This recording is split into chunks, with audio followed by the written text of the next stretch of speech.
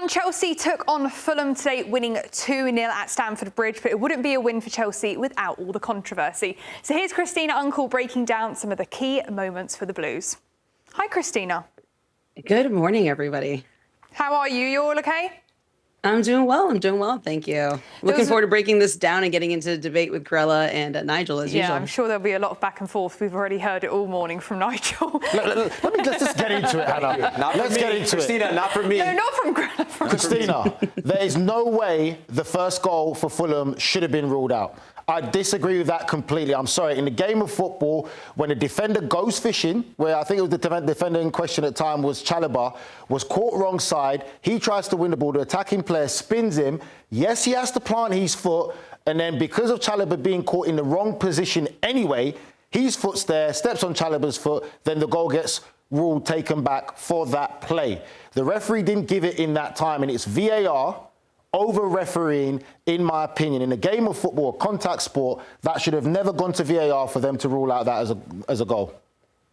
All right, so I am going to break it down a little bit for you and work with you guys on this one, Nigel, because I am actually now being turned to agree that we should not have sent this down for a clear and obvious error. What? I can tell you when I first saw this clip, I said, easy, send it down, it's a foul. Because, Nigel, if you take a look at that in isolation, is that a foul for you?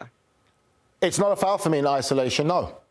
Now, in isolation, when he takes it, he turns, he steps completely on his foot. His foot's allowed to be there. It's in the right position. He's allowed to have. He has graced that space. Then he gets stepped on in that thing. That alone in and of itself, one would call a simple foul, right? So we take it in isolation. We put it down. We apply it. This would be considered a quote unquote simple foul for a referee to make that decision. Now, the reason I kind of am breaking it down into two different levels is because I really want to focus on the fact that is it a foul? The answer is yes. But here, in the context of what we're talking about, is this a clear and obvious error to overturn the on-field decision of a goal? This is where I'm now leaning towards no. And the reason why is because when we go back to, and this has actually been a debate this morning, go figure, this is what I wake up to. Yes, explains how dorky I am. Where the conversations back and forth are, is this something we would want recommended down? If we look in very, very, I think you would say black and white refereeing, we would say, send this down, it's a clear and obvious foul. Because by itself, it's a simple foul. But if you add this other layer, and if you take a look at the laws of the game, it says a clear and obvious foul may be considered for those that change the possession of play. So those who are in this camp of saying, did it change the possession of play, this foul? The answer is no. The Fulham player has possession of the ball the entire time. He does a spin, never touched by a Chelsea player. He doesn't win possession of the ball on this.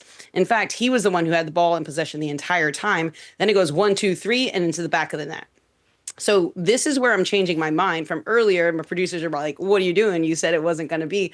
Well, because he never gained possession from this ball by this foul. And for me, that's why now it doesn't rise to a clear and obvious error. If he had won this ball, had made that contact and won the ball from that challenge, then I would say still send it down. But because he did not win this ball from possession, that's why I'm now in the team camp of this should not have been sent down, because we do not want these particular plays, because he did not win advantage from this play. He always had advantage from this play. So this one, I agree with you, Nigel. We should not have gone looking for it. But it really, really takes that much to take a look at it, to make that determination, put yourself into that perspective.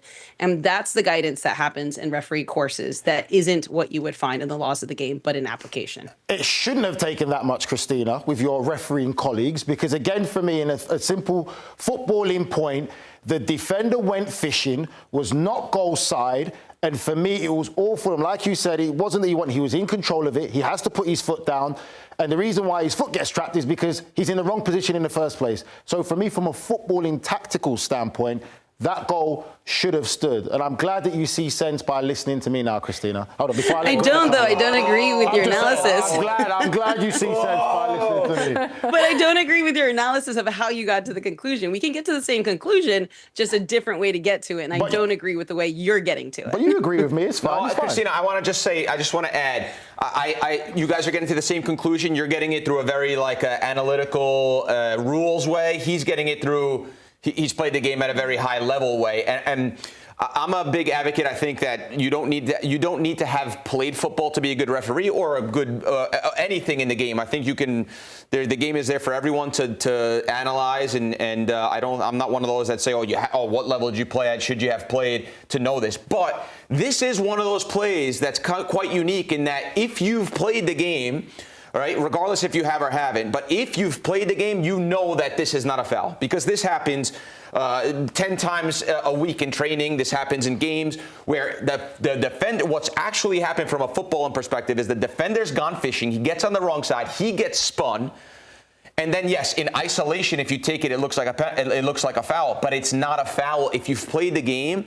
That's an easy one for us. Obviously, if you're at a high level of refereeing, that's also an easy one for someone like you to look at and say, look, this play because of the possession or because of whatever. Mm-hmm. But this is not a foul for both reasons. But it's the poster play for if you've played the game, you know this is not a foul right away.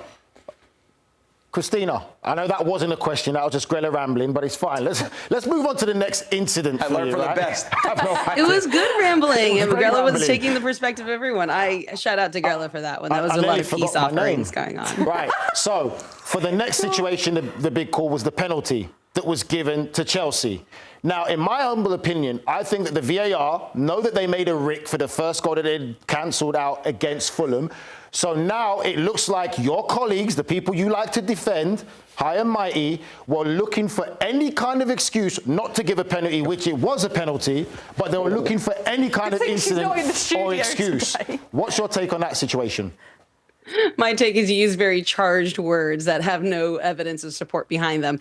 So that's my first initial take. But my second one is, yes, this was an appropriate decision to send down for a penalty decision, and not because they felt like they needed to do a make good. But in fact, by the laws of the game application as we see it, it is a proper decision for a penalty for Fulham. There's time, there's speed, and there's distance. That's the biggest thing, right? Ball's being played in, jumps, turns, moves his arm, makes himself bigger in that context of it, but he has the time to do so, has that distance, and it still hits his arms. That's a very, very simple penalty decision to recommend down. Now, it's interesting that obviously with leading up to that, they're naturally going to check everything leading up to that goal within the APP, which is, a penalty on the opposite side for Pedro against Chelsea for a handling offense.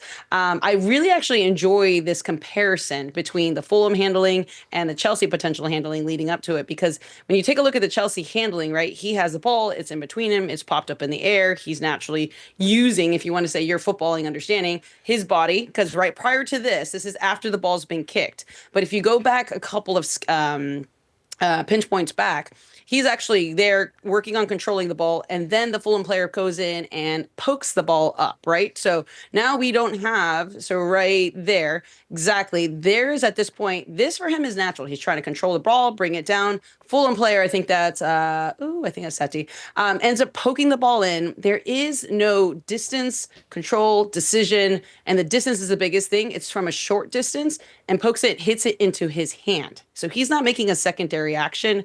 I like this for no penalty on Pedro on this one. He's not making himself bigger in this context of this play. His hand's not making a secondary action. This is good in comparison to the Fulham penalty. That was the eventual end decision where he had the time and the distance and jumped and made himself bigger. So I actually like the comparison on this one. So even also with the 10 minutes of my life that I'll never get back watching one of your colleagues watch another small screen on the pitch side, what about the incident between Moises Caicedo and Iwobi when he goes over Iwobi's foot and catches him? That's not a foul then, right? Is that one because he grazes a nail and doesn't completely step on his foot? I mean, as you kind of mentioned, like at the end of the day, it's about the matter of the impact side of it. So if he's grazing him over, and sorry, I'm not necessarily catching on which clip exactly. I haven't seen that one in its entirety, but the way you described it, it was all part of the same situation where, for me, again, I felt that they were looking for maybe a reason not to give a clear and obvious handball where it was a handball. So I do agree it was a handball, but me sitting there and maybe just actually engaging my brain, I felt that the officials were trying to find a reason not to give this. Well, I'm never going to beat you on this, Nigel. I'm never going to change your mind. You're a well-established gentleman. But Contrary to popular belief, referees aren't sitting there every second saying, how do I make up for a foul before? Because if you're at that point, you've never made it to the top level, because you just have to catch and release those moments and move on. If not, you're going to continue to make bad decisions. Christina, thank you very much. It wouldn't be a Premier League match without a controversial VAR decision and Nigel overreacting there. So thank you very much for all of that breakdown. We'll speak to you soon. Thanks all. Cheers.